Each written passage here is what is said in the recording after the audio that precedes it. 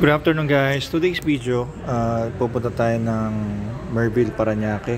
So magsa-service tayo. Tumawag ang ating client na ang motor niya is all-terrain vehicle. So ito yung scooter na 4 ang gulong.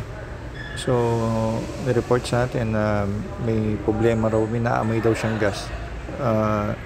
Nag-overflow daw yung gasolina sa carburetor. So, yun ang pupuntahan natin. Kasama na rin ng chainsaw tune-up dito. Isin natin, figure natin ano yung magiging problema. Check na lang natin mamaya.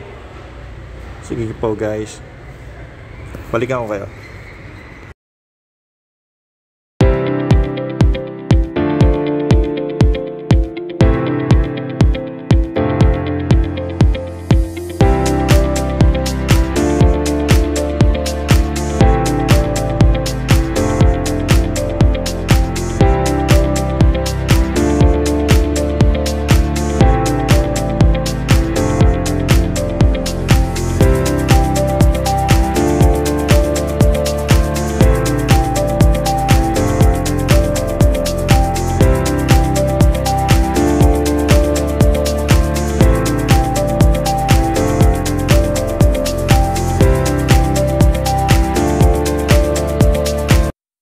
Hi guys, ito nilagay na natin ng bagong langis.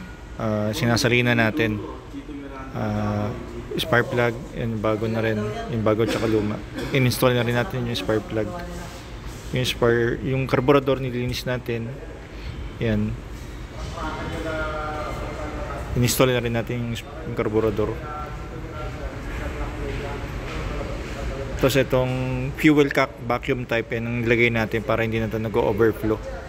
So ayan, i-start na rin natin.